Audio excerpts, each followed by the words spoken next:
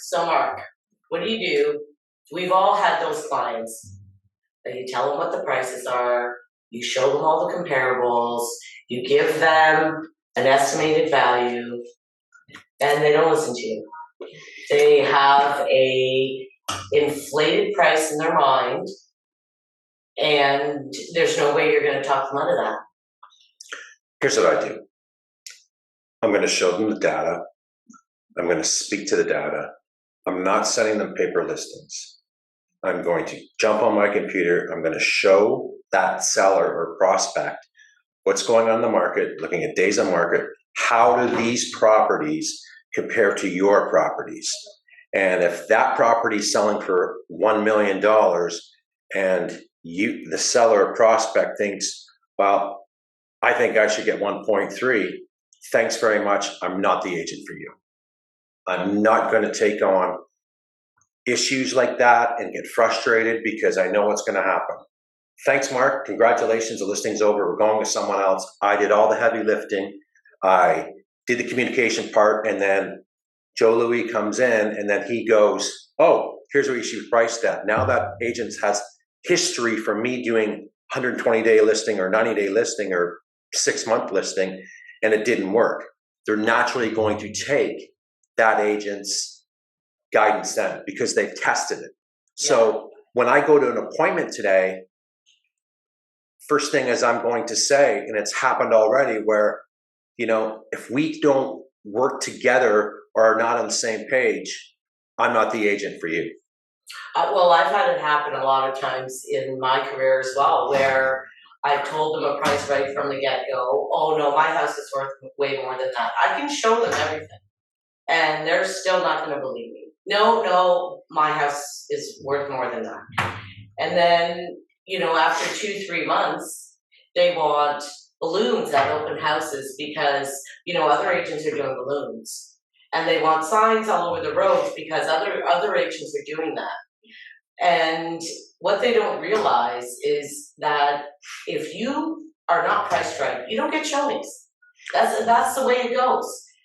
And regardless of what I do, unless we are priced correctly, I can't sell your house. Okay, so in that situation, do you take the listing, yes or no? No. Now, what I try to do now is, okay, if you want to start a little bit higher, we can start there, but you have to agree with me, and we make a deal right from the beginning that in 2 weeks or a week, whatever the time frame, a short time frame, if we don't get any showings and there's no interest at all, we go to the price that we've agreed on. Okay, so after 2 weeks, you've done that, and they say, well, it's not really fair to drop our price yet by $50,000 because we've had no showings. What do? You're not getting showings because your price too high. Okay, so I'm still not convinced that I want to reduce my price. So then what do? I've actually had clients where I've asked them, you know what, why don't you get another realtor? If you don't believe me and you don't trust me, then we can't work together. Like, we're both on the same team, right? We're on the same team. You want to sell your house, I want to sell your house. That's the goal.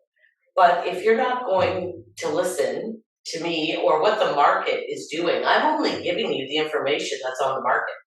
I'm not making it up. So I think it's safe to say that a lot of sellers today think they're the experts and they're not listening to us. I had instances over this year, even back in the peak, where I had a listing listed at 1.2, and that's right in February. The prospects saw my sign on the street. They called me, like to come over for an evaluation of the property, want to find out more about the property. We have a small discussion, and I find out that it's 2,000 square feet, and I think my house is worth 1.5. Really? I'm struggling at 1.3 down the road. I got 1.3 and a 3,300 square foot bungalow that only got 1.3, and you got 2,000 square feet. The conversation was simple. You know what? I'm not your guy. I'm not going to take listings that aren't going to sell. And if sellers are more knowledgeable than me, then maybe they should sell their home themselves. If they're not going to listen to the expert in the field, that we see the data and we understand the data and we're being transparent with the data, I don't want that client. Bottom line. Well, exactly. I've gone to a lot of different listing appointments where I knew walking out that I would get it because I wasn't in agreement with what they thought their house was worth.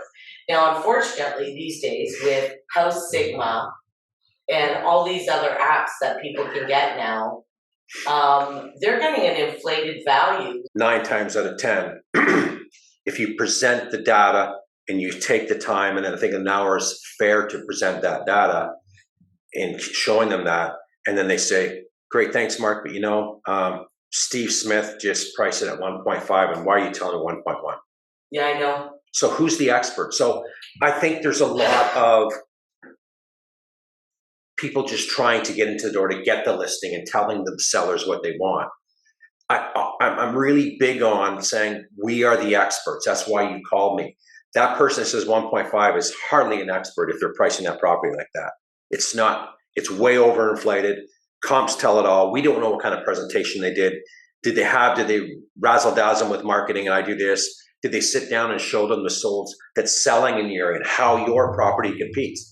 I don't know. We weren't there, but again, I wouldn't take that listing. I'd say thanks very much. Have a great day, Mr. and Mrs. Seller. The other